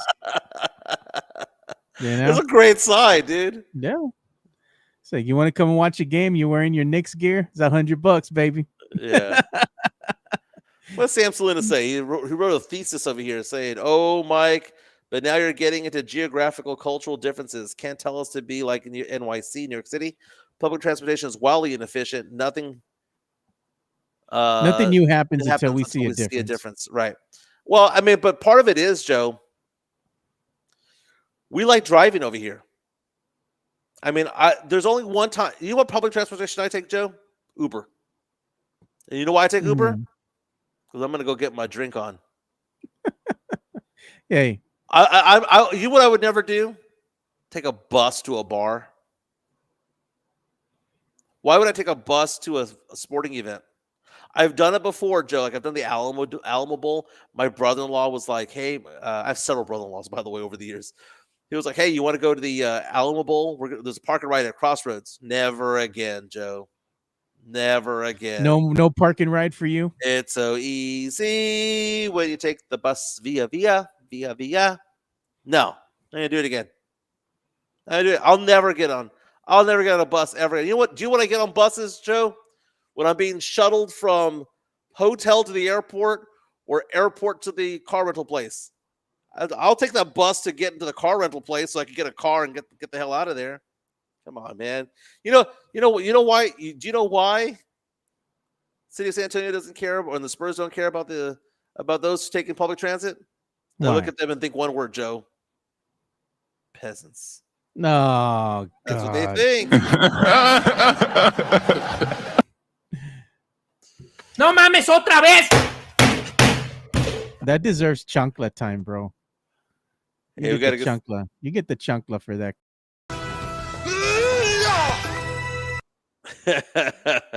We have Jeff Garcia from Locked On Spurs at Ken's 5. Don't forget to follow him at Jeff G Spurs Zone on Twitter and Threads. Does a fantastic job. I'm oftentimes on. Joe, you're oftentimes on the show as well. We didn't even give Jeff some love. We got to play it, dude. Let's do it. Locked On Spurs is your daily Spurs podcast, hosted by Jeff Garcia, the lead Spurs writer for Ken's 5 San Antonio. Jeff has a healthy plethora of guests all the time on the Locked On Spurs podcast. You can also follow Jeff on Threads at Jeff G Ken's 5 SA. You can also follow Jeff on Twitter at Jeff G Spurs Zone. So make sure you go ahead and give Jeff a follow not only on Threads and Twitter, but also on YouTube at youtube.com/@Locked On Spurs. This is where you're going to be able to find the replay of the Locked On Spurs podcast. Make sure to like, subscribe, and share. That's right. Mexican Gia reaches out to us on our YouTube stream, by the way. Our chat powered by MCS General Contracting, saying so many new audio drops today. Yeah, man. That's what happens when I start hanging around LG, and he's showing Yeah. me like, hey, I'm doing these audio drops. I'm like, oh, cool. It's like I put it together too. I have the soundboard and everything. Mike, you have your own. So when you're in studio, you can have your soundboard that you play with over there. Yeah, Mexican June also says the Via puppets are going to come attack you in your sleep. You're saying that, God, Jimenez. man. You remember that commercial? You remember all the little Via puppets, the little Via buses singing Via. So, can I tell a tall tale before we leave? Oh God, here we go. It involves Via. I'm 1-0 in Fiesta fights, and I was almost 1-0 at Via fights. Oh my God. My ex-wife, she was bad about road rage. She brought it upon herself, dude. She was awful. She would be the one who would like roll down the windows or yelling and all that stuff. So you don't do that. Okay, so I'm not going to say that she was innocent. But she did that one time with Culebra in 1604, and the dude got out of the car and threatened her. Jeez. But I had to be chivalrous, right? Even though at the back of my mind, I'm thinking to myself, chick, did you yell? Did you Stop the cap. Did you gesture at them? But she was all shaken up about it all because I think the guy, I don't know if he had a weapon or whatever. Either way, right? Not cool because, I mean, that's a woman, dude. I mean, I have road rage, but guess what I'm never going to do? I'm never going to get out of the freaking car, right? Why But, not? You're 1-0 in Fiesta fights, bro. You ain't afraid of nothing. oh, but it's stupid, dude. I mean, road rage, really? So anyway, she tells me this and says that he had she got the license plate. She had said that he had like a Via logo on him. And I went to the Via headquarters the next day, which is right across the street from SAC. Found his car. And I was like, okay, I found his car, whatever. I go inside and Via has like their own police people there. And I told him what happened, and I told him I know the person who it is, and yet I know their car and all that stuff. And I was pissed. And they're like, "We're gonna call the cops on you." And I was like, "Call the cops. I'll tell them what happened. I'll tell them what happened." Anyway, the guy never came out, right? Because he was a big old puss, right? He wasn't gonna face the facts, right? But guess what? The person that went and road raged my ex happened to be an executive at Via. So. Shout out to Via and the puppets. The puppets were the only good thing, though. But there was no fight that happened. He didn't approach me. I didn't get a chance, but I went and complained, and it turned out that was the guy. And you know what I say about that? My detector test determined that was a lie. Sam says he pulled out a cuete. No, bro. I have my tennis racket ready in case he did. Yeah, that's gonna stop the bullet, Mike. Jeez, bro. Mike's violent. Mike has violent tendencies. You need a cool story, bro. July 26th, you need a cool story, bro. Alert, Joe. Alert. So we can say, cool story, bro. That says they revoked your Via pass, Mike. Tony says that was the weakest of the tall tales, so it must be true. Joe, how much does it cost to ride the Via bus? Back in the day, it was 40 cents. Oh, I don't know. I think it's gone up now, man. I don't know how much it is now. I think almost $1 or something. Who knows? Let me see here. How much does it cost? I'm looking it up right now. Via fares right now. With the tariffs. You can get a monthly pass for $20. It's not bad. Oh my God. Oh, we were talking about UTSA baseball. The World Series, the College World Series brackets. Thank you to whoever mentioned that, by the way. The College World Series brackets have been announced, and the top two of each regional advance. Yeah, you got Trinity, UTSA in, Well, I mean, I think UTSA is in the real one. They're in a different division. Yeah, Trinity's in D3. D3, right? Yeah. So UTSA, who won 40 games for the first time ever this year, is in the bracket with the second-ranked Texas Longhorns, Kansas State, and Houston Baptist. Again, the top two advance to the next round. UTSA plays Kansas State first in their bid to make it to the College World Series, and that game is going to be Friday, May 30th. This Friday in Austin, 6 p.m. Yeah. And we got a lot of new stuff to mess with here. Now that we have this media share system in place, wanted to say thank you to those who participated. We appreciate it. We showed your pictures and everything that you sent us here. But again, we'll go ahead and share the I guess the texting phone number here throughout the show. We'll do a better job of showing the phone number that you can go ahead and text to send us any of your photos, links, videos, that kind of stuff to make it part of the show. If it's possible, the headline banner where it says Area 210 on the top of the screen, or it might need to be like above that. Yeah, and we'll put it up here. Put there. Yeah, we'll put it up here periodically throughout the show. It's called media share. So if y'all want to share any types of links and media with us, then, go ahead and do that. If y'all wanted to share pictures of the Via puppets, y'all could have sent us that via the media share text number. So we'll make sure to do a better job of showing you all that number. That way y'all can send us more of the media share information. Very cool. One last story. Tony Ornelas is saying that a 6-year-old gangbanger was looking to beat him up when he was 12 when he was on a Via bus. Anson Jones Pin Road stories. That's also exit 7-ish. That leads into J, right? Anson Jones. What was funny, dude? Like about 2 years ago, something like that. I went to go and pick up my son from high school. He was over here at Stevens. And as I'm turning the corner to go pick him up, I see one of the parents up there that's always there to pick up their kids in front of Peace. He's getting into a dust up with one of the kids there, man. Like arguing with the kid, they're getting in each other's faces. Parents had to intervene and get this guy that was probably like in his 40s, push him away from the little kid that he was arguing with, because it looked like he's about to throw hands with like a 7th grader, little 8th grader. Like, come on, man. Joe, do you think we're going to have old man strength? I think so, dude. I mean, I think that's a natural thing. It just becomes part of us as who we are later on in life. We get old man strength. Oh, come on, JHNSB. I know nothing about the technicalities of the technical aspect of this show. Joe is the one who works the hardest at this show. I just show up and start talking. He does all the background. He uploads things onto Spotify. He's the one who buys the equipment. He's the one who owns the equipment. It's his studio when I'm out there.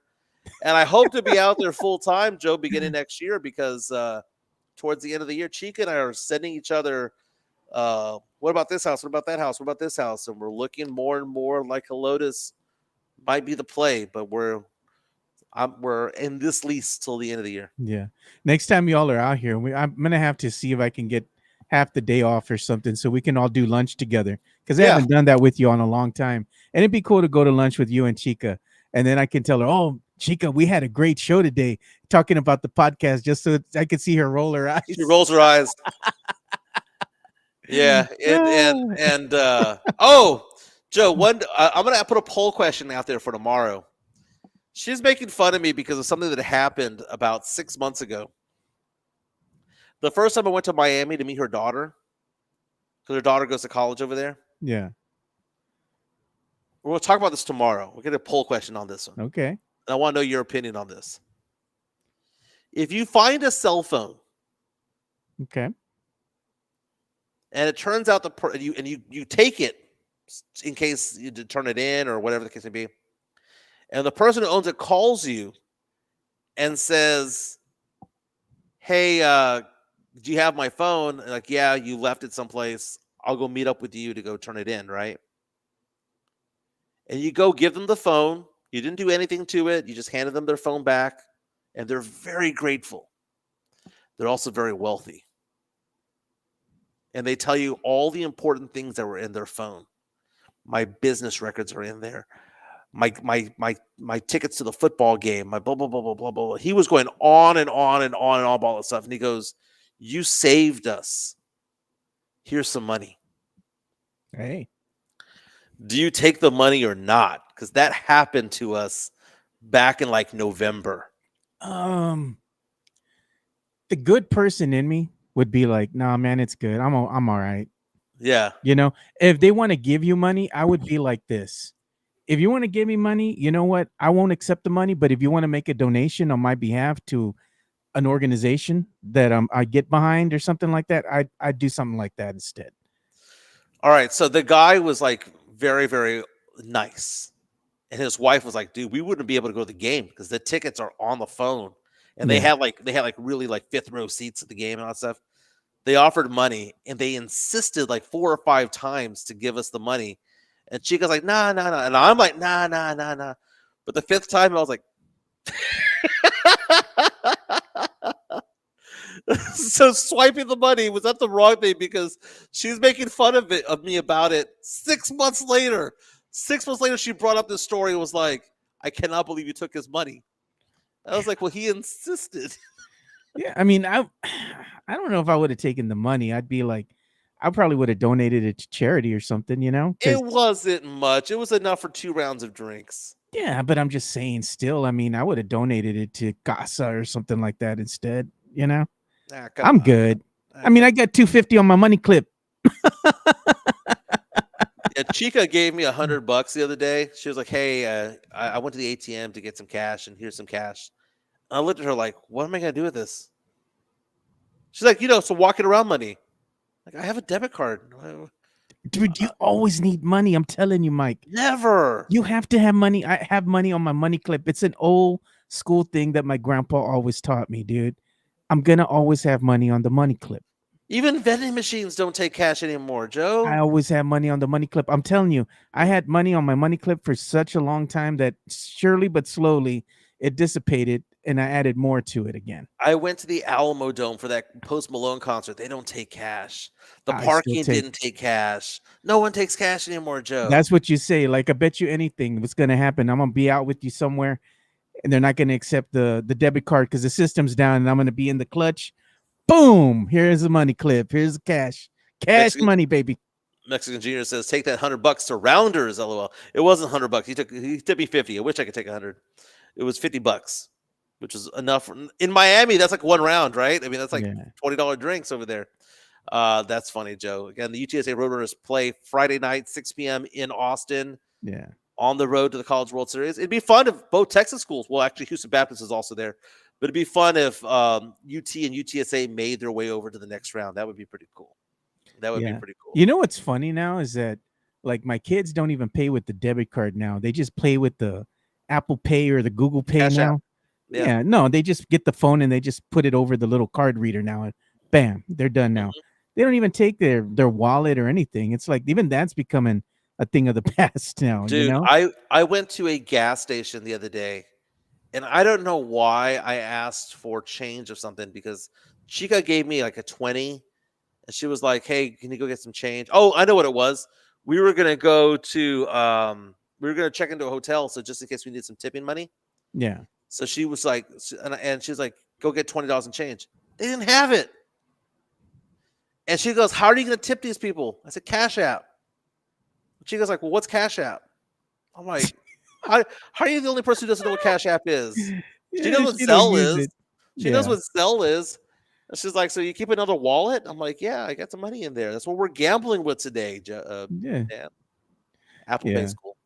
I see it, man. Joe, we did an hour 45, baby. Yeah, we went over today. Very, very nice. Well, we'll be back tomorrow. Tonight, Knicks Pacers. Who you got, Joe? It's in Indiana. Pacers, man. They're going to finish them off. I say Pacers by 7 tonight. Yeah. I think they'll cover the spread. They'll win by 7, and they'll take a stranglehold. And I'm going to be looking forward to that Pacers OKC finals, man, because that's going to be a good matchup.